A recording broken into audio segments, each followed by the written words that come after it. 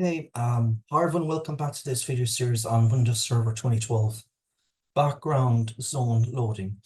If an organization has to restart a DNS server with an extremely large Active Directory integrated DNS zones database, in the past, DNS had a common problem with an Active Directory integrated DNS zone. After the DNS restart, it could take hours for DNS data to be retrieved from Active Directory. During this time, the DNS server was unable to service any client requests. Microsoft Windows Server 2008 DNS addressed this problem by implementing background zone loading, and Windows Server 2012 R2 has taken it a step further. As the DNS restarts, the Active Directory zone data populates the database in the background. This allows the DNS server to service client requests for data from other zones almost immediately after a restart. Background zone loading accomplishes this task by loading the DNS zone using separate threads.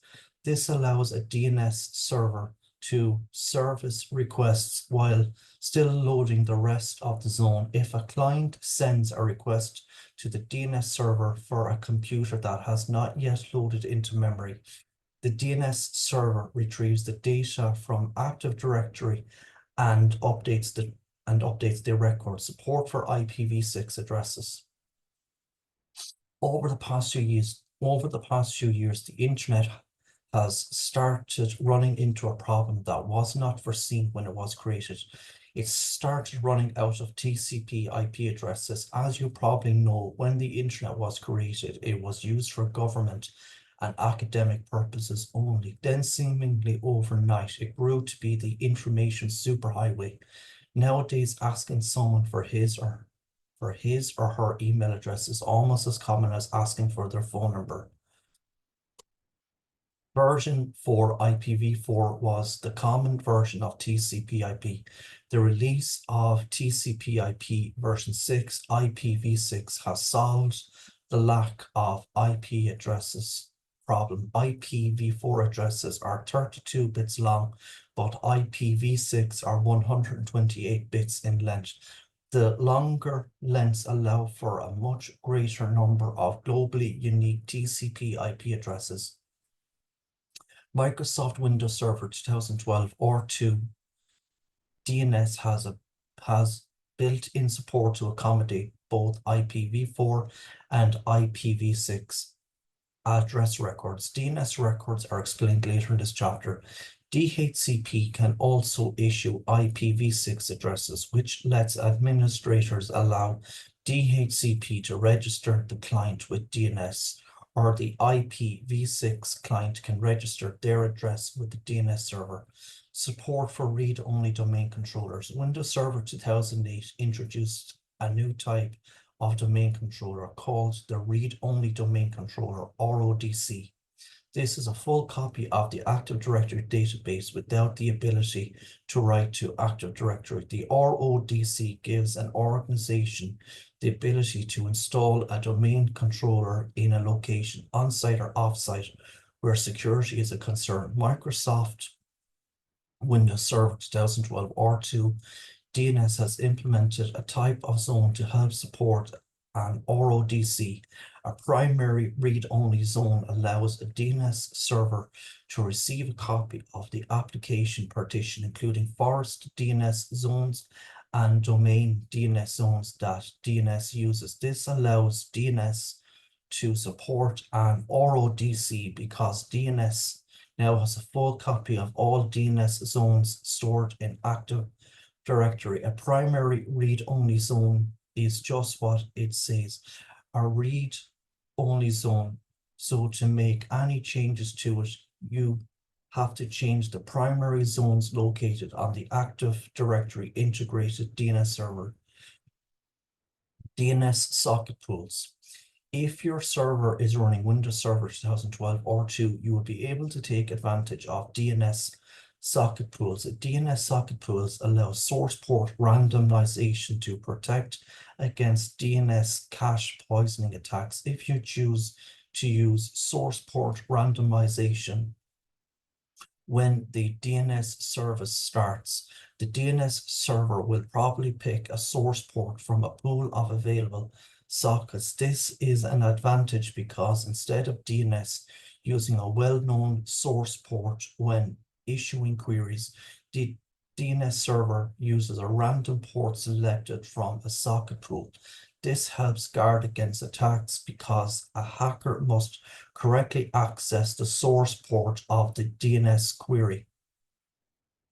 The socket pool is automatically enabled in DNS with the default settings. When using the DNS socket pool, the default size of the DNS socket pool is 2500.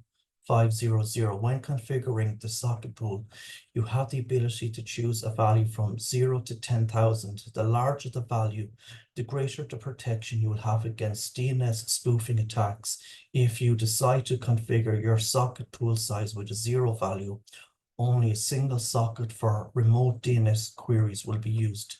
DNS Cache Locking. Windows Server 2012 R2 DNS Cache Locking allows cached DNS records to remain safe for a duration of the record's time to live TTL value. This means that the cached DNS records cannot be overwritten or changed. Because of this new DNS feature, it's tougher for hackers to perform cache poisoning attacks against your DNS server. DNS administrators can set how long a record will remain safe in cache. The configuration is based on a percent value. For example, if you set your cache locking value to 50%, then the cache records cannot be overwritten until half of the TTL value has been reached. DNS cache locking is set to 100% by default. This means that the cache records never get overwritten. DNS Security Extensions.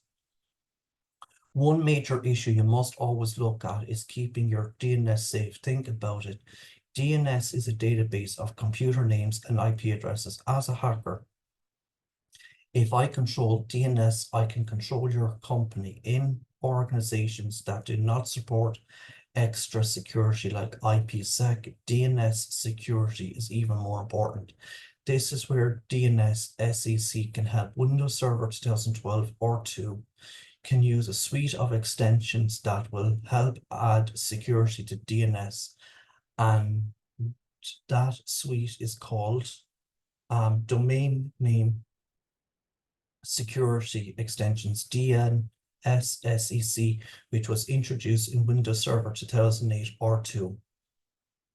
The DNSSEC protocol allows your DNS servers to be secure by validating DNS responses. DNSSEC secures your DNS resource records by accompanying the records with a digital signature.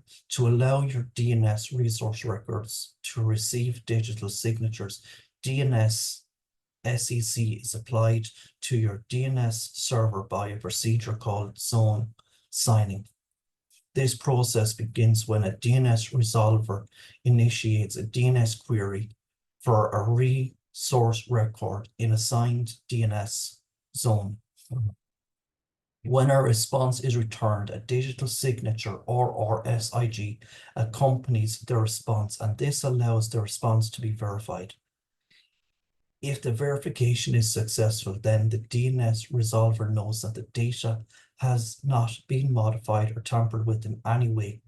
Once you implement a zone with DNSSEC, all the records that are contained within that zone get individually signed.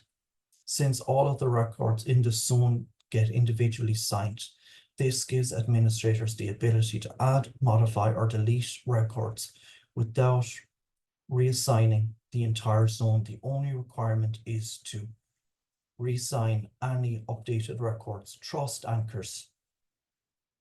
Trust anchors are an important part of DNSSEC process because trust anchors allow the DNS servers to validate the DNS key resource records. Trust anchors are pre-configured public keys that are linked to a DNS zone. For a DNS server to perform validation, one or more trust anchors must be configured. If you are running an Active Directory integrated zone, trust anchors can be stored in the Active Directory domain services directory partition of the forest. If you decide to store the trust anchors in the directory partition, then all DNS servers that reside on a domain controller get a copy of this trust anchor.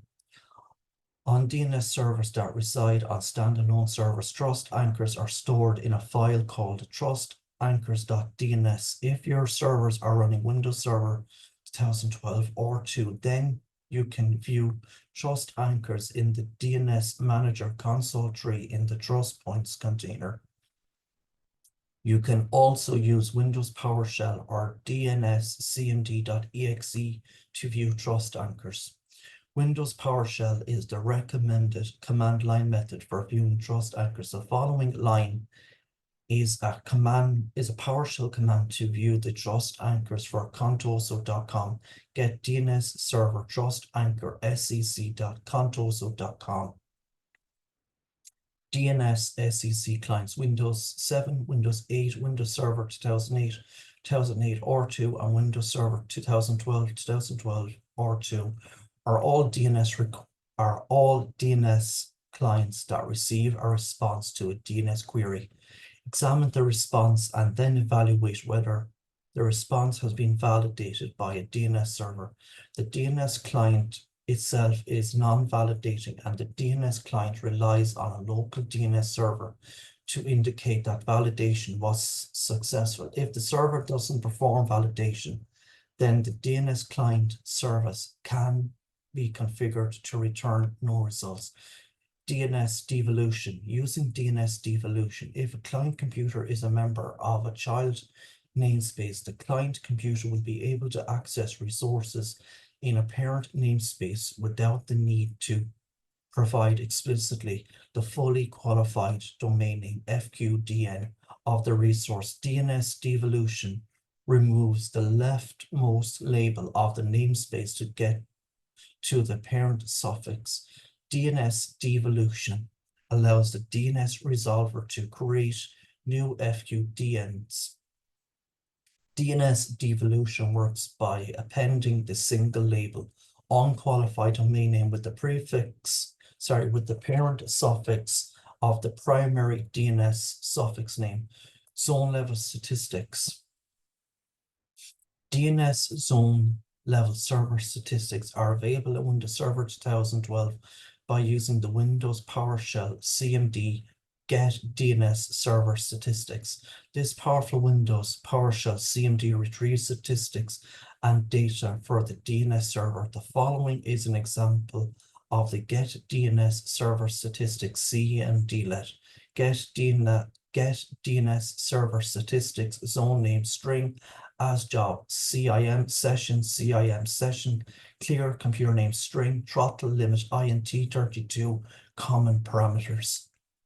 The zone name parameter allows an administrator to get specific statistics for the DNS zone that you have specified. If the zone name parameter is not specified during the PowerShell CMDlet, the server level statistics are retrieved and shown. If an administrator uses the clear parameter in the PowerShell CMDlet along with the zone name parameter, the statistics for the specified zone will be cleared, so use this CMDlet carefully. Record weighing. Weighing DNS records will allow an administrator to place a value on DNS SRV records. Clients will then randomly choose SRV record proportional to the weight value assigned. Netmask ordering. If round robin is enabled when a client requests name resolution, the first address entered in the database is returned to the resolver and it is then sent to the end of the list. The next time a client attempts to resolve the name, the DNS server returns the second name in the database and then sends it to the end of the list, and so on. Round robin is enabled by default. Netmask ordering is part of the round robin process. When an administrator configures Netmask ordering, the DNS server will detect the subnet of the querying client. The DNS server will then return a host address available for the same subnet. Netmask ordering is enabled through the DNS Manager console on the Advanced tab of the server's properties dialog box. DnsUpdateProxy Group. As mentioned previously, the DHCP server can be configured to register host A and pointer PTR resource records dynamically on behalf of DHCP clients. Because of this, the DNS server can end up with stale resources. To help solve this issue, an administrator can use the built-in security group called DnsUpdateProxy.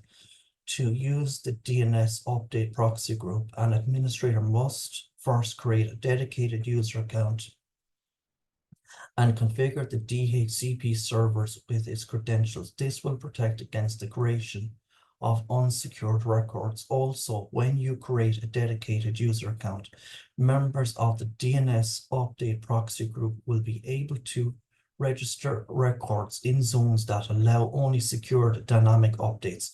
Multiple DHCP servers can use the same credentials as of one dedicated user account. Now that you have looked at some of the features of Windows Server 2012 R2 DNS, let's take a look at some of the DNS record types. Windows PowerShell support. Microsoft has more than 100 PowerShell CMDlets specifically for DNS. While in Windows PowerShell, you can install all the DNS CMDlets that are available. To see the entire list, use the following PowerShell command: get command module DNS server CMDlet. Introducing DNS record types. No matter where your zone information is stored, you can rest assured that it contains a variety of DNS information. Although the DNS snap-in makes it unlikely that you'll ever need to edit these files by hand, it is good to know exactly what data is contained there. As stated previously, zone files consist of a number of resource records.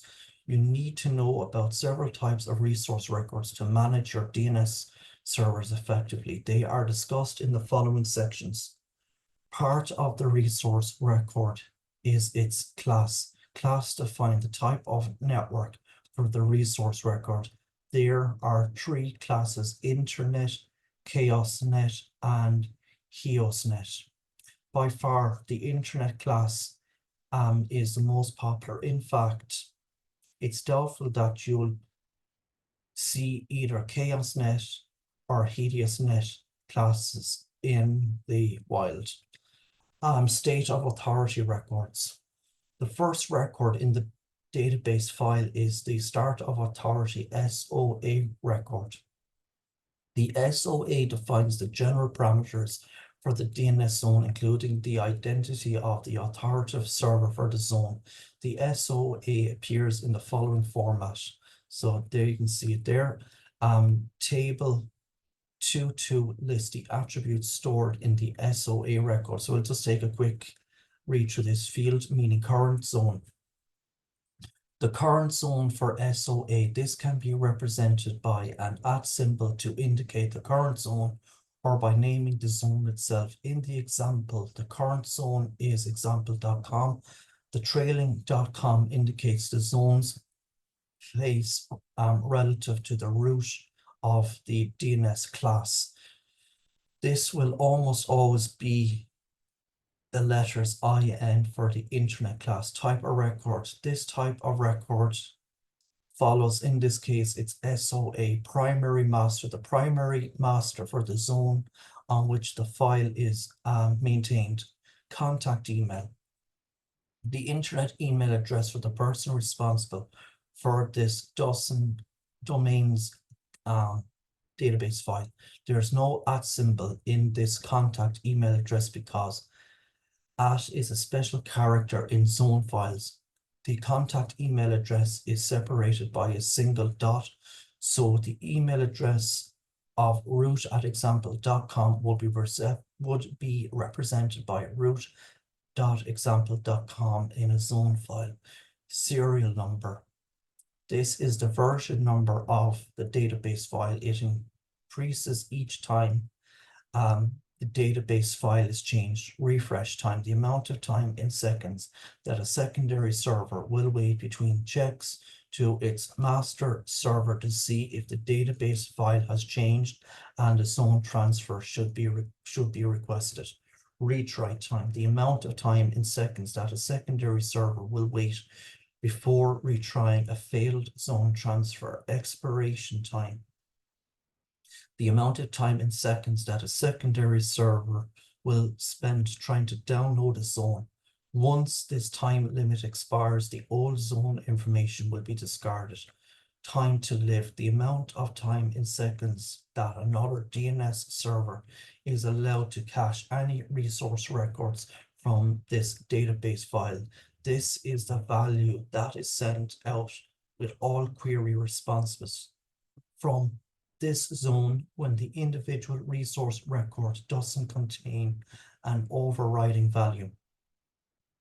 Name server records. Name server NS records is the list of name servers for a domain. This record allows other name servers to look up names in your domain. A zone file may contain more than one name server record. The format of these records is simple. Example.com, INS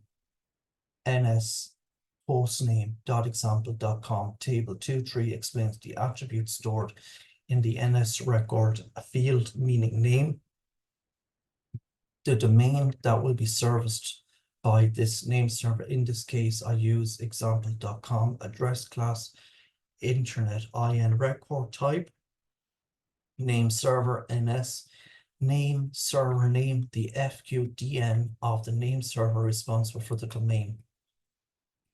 Host record, a host record, also called an A record for IPv4 and A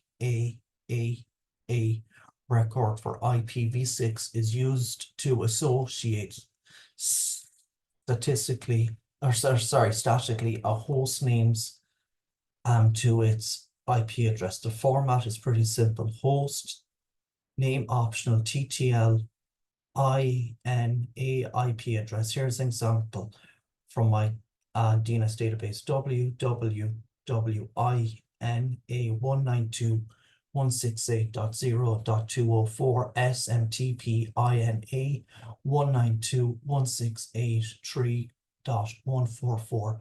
The A or the A record ties the hosting, which is part of an FQDN, to a specific IP address. This makes these records suitable for use when you have devices with statically assigned IP addresses. In this case, you create these records manually using the DNS snapping. As it turns out, if you enable DDNS, your DHCP server can create these for you. This automatic creation is what enables DDNS to work. Notice that an optional TTL field is available for each resource record in the DNS. This value is used to set a TTL that is different from the default TTL for the domain. For example, if you wanted a 60-second TTL for the www or A record, it would look like this: www.60 INA 192.168.0.204 alias record. Closely related to the host record is the alias record or canonical name CNAME record. The syntax of the alias record is as follows: alias optional TTL IN CNAME hostname. Aliases are used to point more than one DNS record toward a host for which an A record already exists. For example, If the host name for your web server was actually chaos, you would likely have an A record such as this chaos INA192.168.0.10.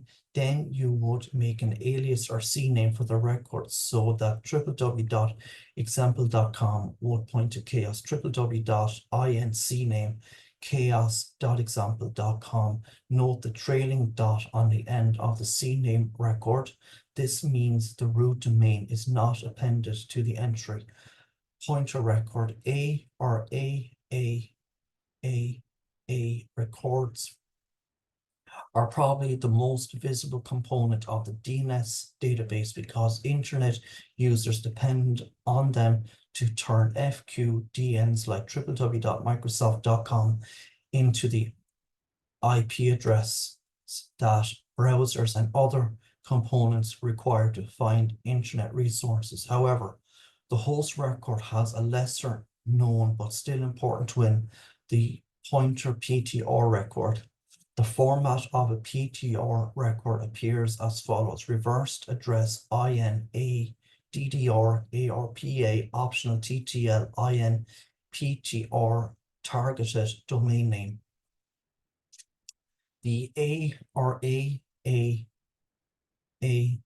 record maps a host name to an IP address, and the PTR record does just the opposite of mapping an IP address to a host name through the use of the INADDR.ARPA zone. The PTR record is necessary because IP addresses begin with the least specific portion first, the network, and end with the most specific portion, the host, whereas host names begin with the most specific portion at the beginning and the least specific portion at the end. Consider the example of 192.168.1.10 with a subnet mask 255.255.255.255.0. The portion 192.168.1 defines the network, and the final 10 defines the host or the most specific portion of the address. DNS is just the opposite. The host name www.example.com defines the most specific portion www at the beginning, and then traverses the DNS tree to the least specific part, the dot, at the root of the tree. Reverse DNS records therefore need to be represented in this most specific to least specific manner. The PTR record for mapping 192.168.1.10 to www.example.com would look like this: 10.1.168.192 IN ADR ARPA IN PTR www.example.com. Now a DNS query for that record can follow the logical DNS hierarchy from the root of the DNS tree all the way to the most specific portion, mail exchanger. The mail exchanger MX record is used to specify which servers accept mail for this domain. Each MX record contains two parameters, a preference and a mail server, as shown in the following example: domain IN MX preference mail server host. The MX record uses the preference value to specify which server should be used if more than one MX record is present. The preference value is a number. The lower the number, the more preferred the server. Here's an example: example.com INMX0 mail.example.com, example.com INMX10 backup mail.example.com. In the example, mail.example.com is the default mail server for the domain. If that server goes down for any reason, emailers then use the backup mail example.com mail server.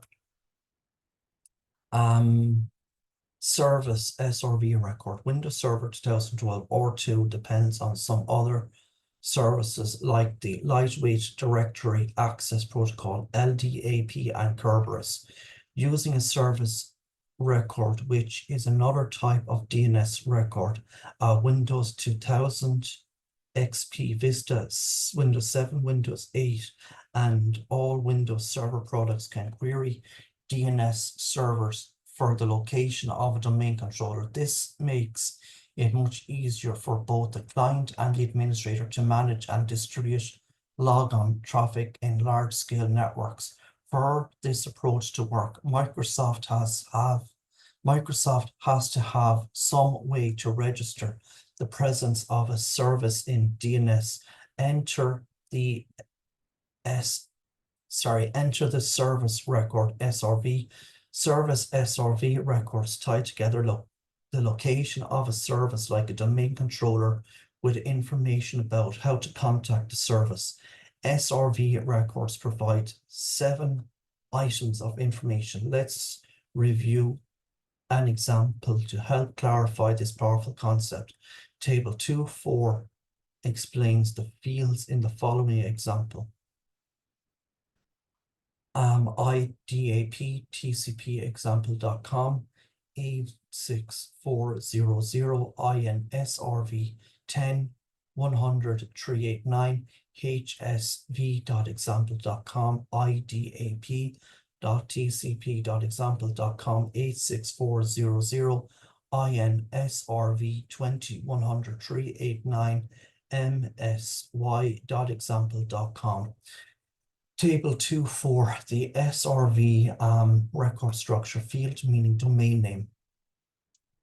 Domain for which the record for this record is valid. LDAP, TCP, example.com, TTL. Time to live 86400 seconds. Class record type. Class. This field is always IN, which stands for Internet Record Type, type of record SRV, priority. Specifies a preference similar to the preference field in an MX record. The SRV record with the lowest priority is used first. 10. Weight. Service records with equal priority are chosen according to their weight 100 port number. The port where the server is listening for this service 389 target. The FQDN of the host computer hsv.example.com and msy.example.com. Okay, so I'm going to leave it here today for this video. And if you like listening, please consider like, sharing, and subscribing. Thank you.